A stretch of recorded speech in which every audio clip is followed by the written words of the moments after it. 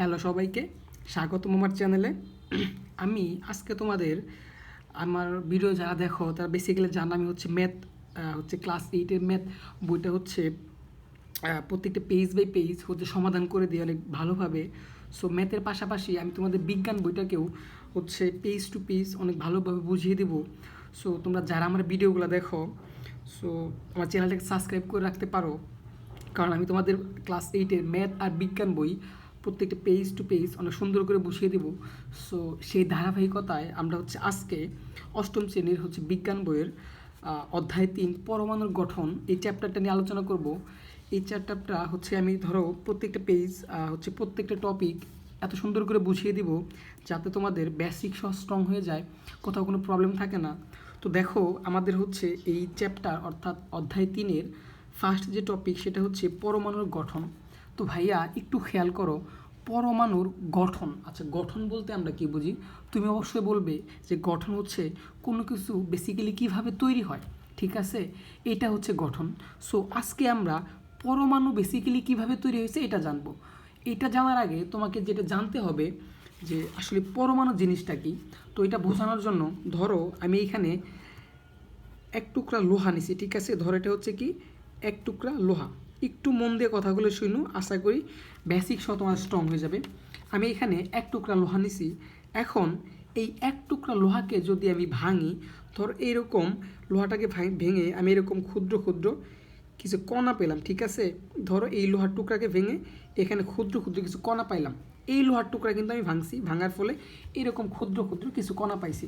So ভাইয়া এই কণাটাকে বলা হয় অণু। আমরা জানি যে প্রত্যেকটা পদার্থই অসংখ্য পরমাণু দ্বারা গঠিত। সো সেই ধাপেই যাচ্ছি আসলেই কীভাবে আমরা এটা বুঝবো। দেখো এটা একটা লোহা, লোহা কিন্তু অবশ্যই পদার্থ।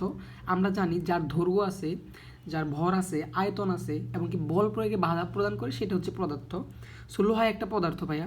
সো এই লোহাটাকে যদি আমি ভাঙি এরকম ধরো ছোটো ছোটো টুকরা পাবো, ওই টুকরাগুলোকে বলা হয় ভাইয়া ধরো অণু। এবং এইখান থেকে যদি আমি একটা অণুকে নিয়ে এই একটা অণুকে যদি আমি ভাঙি, ধরো এই অণুকে ভাঙলে আরও অসংখ্য এরকম ক্ষুদ্র ক্ষুদ্র কিছু কণা পাবো। তো ভাইয়া এই কণাগুলোর নামই হচ্ছে পরমাণু। আশা করি বুঝতে পারছো। তাহলে এখন একটু ভাইয়া তুমি চিন্তা করো তো, তুমি একটু চিন্তা করো যে পরমাণু বেসিক্যালি বা একটা পদার্থ বেসিক্যালি কই থেকে তৈরি হয়। তাহলে ভাইয়া আমি বলতে পারি না একটা পদার্থ অসংখ্য পরমাণুর সমন্বয়ে গঠিত। আমরা আলটিমেটলি এখানে কী দেখতে পেলাম, একটা পদার্থকে ভাঙলে অনেক ছোট ছোট টুকরা পাই যেগুলোকে অণু বলি, এবং একটা অণুকে ভাঙলে আমি আরও ছোট ছোট কিছু টুকরা পাই, সেগুলো হচ্ছে পরমাণু। তাহলে ভাইয়া ফাইনালি কি আমরা বলতে পারি যে অনেকগুলা পরমাণু মিলায়া একটা পদার্থ গঠিত হয়? তার মানে ভাইয়া প্রত্যেকটা পদার্থই অসংখ্য পরমাণু দ্বারা গঠিত। তো ভাইয়া পরমাণু জিনিসটাকে তুমি বুঝতে পারছো। এখন আমরা পরমাণুর গঠন সম্পর্কে জানবো। বেসিক্যালি পরমাণু কী দিয়ে গঠিত হয় বা কী দ্বারা গঠিত হয়। তো পরমাণু গঠন তোমাকে জানতে চাইলে আগে যেটা বুঝতে হবে, তুমি বইয়ে পড়ে যে বেসিক জিনিসটা তোমাকে বোঝাই নেই। তো ভাইয়া আমাদের যে বিজ্ঞানীরা আছে যারা বেসিক্যালি এগুলো সম্পর্কে গবেষণা করছে, তারা আমাদেরকে বলছে যে একটা পরমাণু তিনটা মৌলিক কণা দ্বারা গঠিত। একটা হচ্ছে তোমার ইলেকট্রন, ভাই কথাগুলো মন দিয়ে বুঝো। একটা হচ্ছে ইলেকট্রন, আরেকটা হচ্ছে প্রোটন, আরেকটা হচ্ছে নিউটন। তো ভাইয়া দেখো এখানে কি আসলো, বিজ্ঞানীরা আমাদেরকে বলছে যে ভাইয়া পরমাণু হচ্ছে তিনটা মৌলিক কণা দ্বারা গঠিত। আমরা যে ভাই এখান থেকে দেখলাম একটা পদার্থ থেকে একটা অণু পাইলাম, দেন একটা অণু থেকে ভাইয়া পরমাণু পাইলাম। সো পরমাণুকে ভাঙলে বা পরমাণু বেসিক্যালি কী দ্বারা গঠিত, আমাদের টপিকটাই কিন্তু এটা যে পরমাণুর গঠন। সো ভাইয়া এই পরমাণু বেসিক্যালি তিনটা মৌলিক কণা দ্বারা গঠিত। একটা হচ্ছে ইলেকট্রনের প্রতীক হচ্ছে ই, আরেকটা হচ্ছে প্রোটনের প্রতীক হচ্ছে পি, এবং আরেকটা হচ্ছে নিউটন যার প্রতীক হচ্ছে এন। তো ভাইয়া ফাইনালি এখান থেকে আমরা কি বুঝতে পারলাম যে পরমাণু বেসিক্যালি ইলেকট্রন, প্রোটন এবং নিউটন দ্বারা গঠিত। ক্লিয়ার এতটুকু? আচ্ছা ভাইয়া এখন আমি যদি একটা পরমাণু চিত্রের সাহায্যে দেখি, তো ধরো ভাইয়া এটা হচ্ছে একটা পরমাণু, ঠিক আছে? এবং এটা হচ্ছে ভাই একটা পরমাণু, ভাই মন দিয়ে বুঝবা, ঠিক আছে? এইটা ধরো ভাইয়া একটা পরমাণু। সো পরমাণুর একটা কেন্দ্র থাকে যার নাম হচ্ছে নিউক্লিয়াস। এইটা হচ্ছে পরমাণুর কেন্দ্র ভাইয়া, এই যে এই গোলটা হচ্ছে পরমাণুর কেন্দ্র, এটাকে বলা হয় নিউক্লিয়াস। সো আমি লিখি, এটা হচ্ছে ভাইয়া নিউক্লিয়াস। সো পরমাণুর একটা কেন্দ্র থাকে, পরমাণুর কেন্দ্রকে বলা হয় নিউক্লিয়াস। আর এই কেন্দ্রকে অর্থাৎ নিউক্লিয়াসকে আবর্তন করে বা নিউক্লিয়াসকে কেন্দ্র করে যে জিনিসগুলো এই যে এই রেখাগুলো ঘুরতেছে, এগুলোকে বলা হয় ভাইয়া কক্ষপথ। কক্ষপথ বা শক্তি স্তর, ঠিক আছে ভাইয়া, কক্ষপথ বা কি বলা হয়, শক্তি স্তর। Okay fine. এখন ভাইয়া একটা পরমাণু আমরা জানি 3টা মৌলিক কণিকা অর্থাৎ ইলেকট্রন, প্রোটন এবং নিউট্রন দ্বারা গঠিত, এবং এই জিনিসগুলা পরমাণুর ভিতরে কিভাবে থাকে এটা তোমাকে জানতে হবে ফার্স্ট অফ অল। সো ভাইয়া পরমাণুর ভিতরে যে নিউক্লিয়াসটা থাকে ভাইয়া, এই যে নিউক্লিয়াস, এই নিউক্লিয়াসের ভিতরে ভাই প্রোটন আর নিউট্রন থাকে, ঠিক আছে। এবং এই যে ইলেকট্রনটা আছে ভাই, এই ইলেকট্রনটা এই যে কক্ষপথগুলো আছে না, এই কক্ষপথগুলোতে ঘূর্ণায়মান অবস্থান থাকে। কি অবস্থায় থাকে ভাইয়া? ঘূর্ণায়মান অবস্থায় থাকে। তাহলে একটু চিন্তা করো, আমরা কিন্তু বুঝতে পারছি যে পরমাণু ইলেকট্রন, প্রোটন, নিউট্রন দ্বারা গঠিত, এবং এরা আসলে পরমাণুর যে কেন্দ্রটা থাকে অর্থাৎ নিউক্লিয়াস, এই নিউক্লিয়াসের ভিতরে প্রোটন প্লাস নিউট্রন থাকে। আর পরমাণুর বাইরে যে কক্ষপথ আছে ভাই, এখানে কি থাকে? ইলেকট্রন থাকে। এখন ভাইয়া এদের চার্জ আছে, চার্জ কি ভাইয়া? ইলেকট্রনের চার্জ হচ্ছে ভাইয়া ঋণাত্মক অর্থাৎ নেগেটিভ, প্রোটনের চার্জ হচ্ছে ধনাত্মক অর্থাৎ পজিটিভ, এবং নিউট্রনের চার্জ হচ্ছে শূন্য, নিউট্রনের কোনো চার্জ নেই, এটা হচ্ছে চার্জবিহীন। সো আমরা লিখতে পারি চার্জ বিহীন। ওকে আচ্ছা, আর এটা হচ্ছে কি পজিটিভ অর্থাৎ ধনাত্মক, আর এটা হচ্ছে কি ভাইয়া নেগেটিভ অর্থাৎ ঋণাত্মক। সো ভাইয়া এইটা তোমাকে মনে রাখতে হবে যে ইলেকট্রনের চার্জ হচ্ছে পজিটিভ, সরি নেগেটিভ, প্রোটনের চার্জ হচ্ছে পজিটিভ, এবং নিউট্রনের চার্জ হচ্ছে চার্জবিহীন অর্থাৎ শূন্য, এর কোনো চার্জ নেই। এখন ভাইয়া ধরো আমরা কিন্তু একটা মৌল জানি বা একটা পরমাণু জানি, ধরো ভাইয়া সোডিয়াম, এই সোডিয়াম এইটাকে যদি, এটা একটা পরমাণু ভাইয়া, এইটার কেন্দ্রে ভাইয়া কী থাকে? প্রোটন থাকে। সো নিউট্রন এবং প্রোটন থাকে। এই সোডিয়ামের কেন্দ্রে অর্থাৎ নিউক্লিয়াসে 11টা প্রোটন থাকে। সিমিলার ওয়েতে এর বাইরে যে কক্ষপথগুলো থাকে ভাইয়া, এই কক্ষপথগুলোতে 11টা ইলেকট্রন থাকে। কয়টা ইলেকট্রন থাকে ভাইয়া? 11টা ইলেকট্রন থাকে। আমি বোঝানোর জন্য তোমাকে বললাম বা দেখাচ্ছি। তাহলে ভাইয়া এই সোডিয়ামের, আমরা যদি একটু সোডিয়ামের কথা চিন্তা করি, সোডিয়ামের একটা পরমাণু মডেল আমি তৈরি করলাম। সো পরমাণু মডেলের ভিতরে ভাইয়া কী থাকে? নিউক্লিয়াস থাকে, এবং নিউক্লিয়াসের ভিতরে কী থাকে ভাইয়া? প্রোটন প্লাস নিউট্রন থাকে। সো এই সোডিয়ামের নিউক্লিয়াসে প্রোটন থাকে 11টা। সিমিলার ওয়েতে এই সোডিয়ামের হচ্ছে বাইরে যে কক্ষপথগুলো থাকে বা পরমাণুর বাইরে যে নিউক্লিয়াসকে কেন্দ্র করে কক্ষপথগুলো থাকে, ওই কক্ষপথে 11টা ইলেকট্রন থাকে। এখন ভাইয়া চিন্তা করো, এই এটা তো প্রোটন, প্রোটনের চার্জ কি ভাইয়া? পজিটিভ। আর এটা তো ইলেকট্রন, ইলেকট্রনের চার্জ কি ভাইয়া? নেগেটিভ। তাহলে ভাই একটু চিন্তা করো তো, এইখানে 11টা হচ্ছে ইলেকট্রন হচ্ছে নেগেটিভ এবং 11টা প্রোটন হচ্ছে পজিটিভ। তাহলে এই পজিটিভ আর নেগেটিভ কী হয়ে যাবে? ভ্যানিশ হয়ে যাবে না? আচ্ছা, এটা দেখানোর জন্য আরেকটু বলি, ধরো 11টা ইলেকট্রন বা ইলেকট্রনের চার্জ কি? ঋণাত্মক। সো আমি মাইনাস দিলাম, এবং এখানে কেন্দ্রে কয়টা প্রোটন থাকে? 11টা প্রোটন থাকে, আর প্রোটনের চার্জ কি? পজিটিভ। তাহলে ভাইয়া আমি +11 দিলাম। সো +11 -11 কী হয়ে যায় ভাইয়া? শূন্য হয়ে যায় না? তাহলে ভাই আমি আলটিমেটলি কী বলতে পারি ভাই? এখানে তোমাকে বুঝতে হবে আমি আলটিমেটলি কী বলতে পারি। আমি আলটিমেটলি বলতে পারি না পরমাণুর চার্জবিহীন, অর্থাৎ পরমাণু চার্জ নিরপেক্ষ। ভাই আরেকটু বোঝাচ্ছি, তুমি যদি না বুঝো। সো বলতে পারি পরমাণু চার্জ বিহীন বা নিরপেক্ষ, নিরপেক্ষ। ভাইয়া যদি না বুঝো আরেকবার বোঝাচ্ছি। আমরা ভাইয়া একটা হচ্ছে সোডিয়ামের হচ্ছে পরমাণু, একটা হচ্ছে তোমার কি বলে এটাকে, পরমাণু মডেল তৈরি করছি, এবং এইটার ভেতরে আমরা জানি নিউক্লিয়াস থাকে। নিউক্লিয়াসে কী থাকে ভাইয়া? প্রোটন এবং নিউট্রন থাকে, এবং এই নিউক্লিয়াসের বাইরে কক্ষপথগুলোতে ইলেকট্রন থাকে।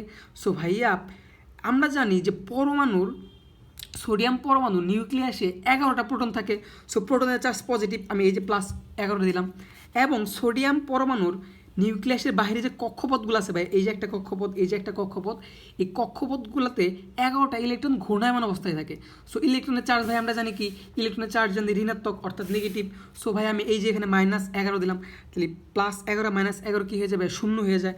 দ্যাট মিনস আমি এখান থেকে বলতে পারি যে পরমাণুর চার্জ হচ্ছে কি, চার্জবিহীন বা চার্জ নিরপেক্ষ, অর্থাৎ পরমাণুতে কি থাকে না, চার্জ থাকে না। যদি এরকম হইতো, ধরো ভাই 11টা ইলেকট্রন, ভালো করে বুঝো, এখানে 10টা প্রোটন থাকতো, তাহলে আলটিমেটলি এখানে কী হইতো, -1 হইতো, তখন সেটা কি হইতো, চার্জ যুক্ত হইতো। কিন্তু যদি ভাইয়া পরমাণুতে ইলেকট্রন এবং প্রোটনের সংখ্যা সমান থাকে, ভাইয়া লাইনটা ভালো করে মনে রাখবা, কোনো একটা পরমাণুতে ইলেকট্রন এবং প্রোটনের সংখ্যা যদি সমান থাকে, সেই পরমাণুটা কী হবে, চার্জ নিরপেক্ষ। আশা করি ভাইয়া বুঝতে পারছো। সো আমি কিন্তু বেসিক তোমাকে এখানে যা বলছে এটা তোমাকে অলরেডি আমি বেসিক তোমাকে জানাই দিলাম আগে। সো এখন আমি জাস্ট রিডিংগুলো পড়বো, জাস্ট মন দিয়ে শুনবা। দেখো তোমরা যা কিছু দেখো অথবা যেগুলো দেখতে পাও না, তার সব কিছুই পরমাণু নামক অতি ক্ষুদ্র কণা দ্বারা গঠিত। তার মানে আমাদের এই মহাবিশ্বের যত পদার্থ আছে সবগুলাই পরমাণু দ্বারা গঠিত। পরমাণু এত ক্ষুদ্রাকার, এটি যে শুধু খালি চোখে দেখা যায় না তা না, সবচেয়ে শক্তিশালী অণুবীক্ষণ যন্ত্রের সাহায্যেও দেখা যায় না। তার মানে ভাইয়া পরমাণু এত ছোট, তুমি খালি চোখে তো দেখতেই পারবে না, ইভেন অণুবীক্ষণ যন্ত্রের সাহায্যে দেখতে পারবে না, বাট তুমি ইলেকট্রন অণুবীক্ষণ যন্ত্রের সাহায্যে দেখতে পারবা। এখন ভাইয়া অণুবীক্ষণ যন্ত্র এবং ইলেকট্রন অণুবীক্ষণ যন্ত্রের মধ্যে পার্থক্য কি? ভাইয়া অণুবীক্ষণ যন্ত্র এবং ইলেকট্রন অণুবীক্ষণ যন্ত্রের মধ্যে পার্থক্য হচ্ছে, যে জিনিসগুলোকে অণুবীক্ষণ যন্ত্রের সাহায্যে দেখা যায় না ওইগুলাকে আমরা ইলেকট্রন অণুবীক্ষণ যন্ত্রের সাহায্যে দেখি, অর্থাৎ অতি ক্ষুদ্র জিনিসকে আমরা ইলেকট্রন অণুবীক্ষণ যন্ত্রের সাহায্যে দেখি। আশা করি ক্লিয়ার। এখন দেখো, স্বাভাবিকভাবেই তোমাদের মনে প্রশ্ন জাগতে পারে পরমাণু কীভাবে গঠিত হয়। ভাইয়া আমি কিন্তু তোমাদেরকে আগেই ক্লিয়ার আউট করে দিছি যে পরমাণু কীভাবে গঠিত হয়। তো ভাইয়া তোমরা যারা ভিডিওটা দেখতেছো, ভাইয়া আমি তোমাদের ক্লাস 8ম শ্রেণীর বিজ্ঞান এবং গণিত বইয়ের প্রত্যেকটা চ্যাপ্টার পেজ টু পেজ অনেক বেসিক সহ সুন্দর করে আলোচনা করব। সো ভাইয়া তোমরা আমার চ্যানেলে যারা নতুন, অবশ্যই আমার চ্যানেলটাকে সাবস্ক্রাইব করবা, কারণ ভাইয়া সাবস্ক্রাইব করলে বেসিক্যালি ভিডিও করার আগ্রহটা বাড়ে। আর ভাইয়া তোমরা কে কোথা থেকে ভিডিওটা দেখতেছো অবশ্যই কমেন্ট বক্সে জানাবা, তোমার স্কুলের নামটা কি অবশ্যই জানাবা। তো চলো শুরু করি। তোমাদের মনে প্রশ্ন জাগতে পারে পরমাণু কীভাবে গঠিত হয় কিংবা পরমাণুতে আসলে কী থাকে। এর উত্তরে সহজ করে বলা যায় পরমাণুর দুটি অংশ, পরমাণুর কেন্দ্রে অবস্থিত নিউক্লিয়াস এবং নিউক্লিয়াসের বাইরে নিউক্লিয়াসকে কেন্দ্র করে ঘূর্ণায়মান ইলেকট্রন।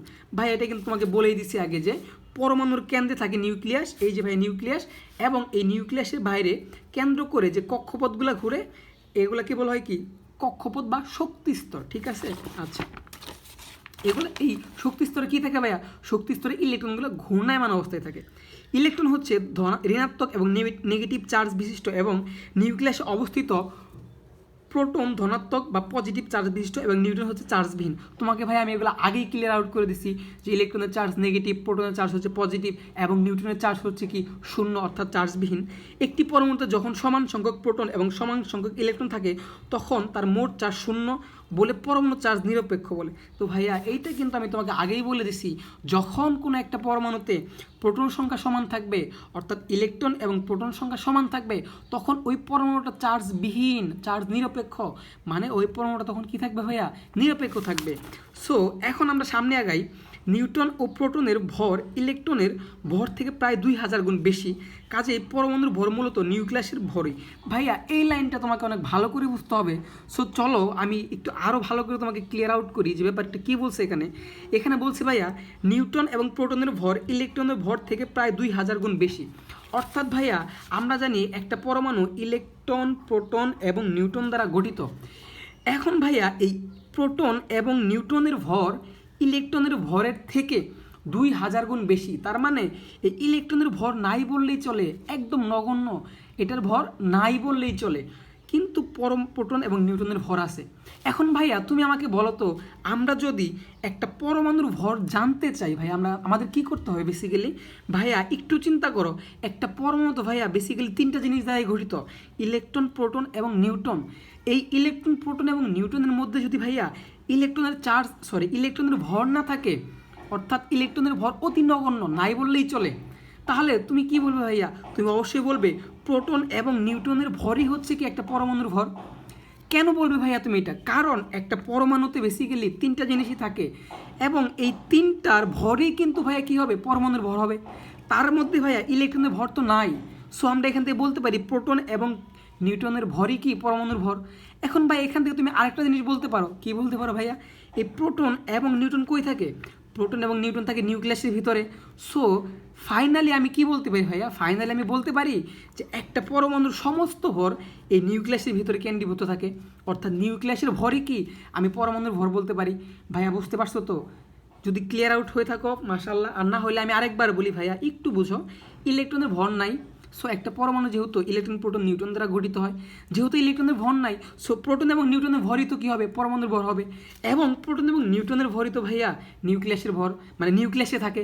সো আমরা বলতে পারি যে পরমাণুর সমস্ত ভর কি নিউক্লিয়াসের ভিতরে কেন্দ্রীভূত থাকে। আশা করি বুঝতে পারছো। সো নেক্সট আগাই। ভিন্ন ভিন্ন পরমাণু গঠন ভিন্ন ভিন্ন হয়। এখন ভিন্ন ভিন্ন পরমাণুর গঠন ভিন্ন ভিন্ন হয় ভাইয়া, এই জিনিসটা বোঝার জন্য ভাইয়া তোমাকে যেটা বুঝতে হবে, ভাইয়া হাইড্রোজেন ধরো, এটার পারমাণবিক সংখ্যা হচ্ছে 1, তারপরে ভাইয়া ধরো হিলিয়াম, এটার পারমাণবিক সংখ্যা হচ্ছে 2, তারপরে ভাইয়া ধরো হচ্ছে বোরন, এটার পারমাণবিক সংখ্যা হচ্ছে 5। সো ভাইয়া এটা হচ্ছে 3টা পরমাণু। তাহলে ভাইয়া দেখো এটার পারমাণবিক সংখ্যা হচ্ছে 1, এটার 2, এটার 3।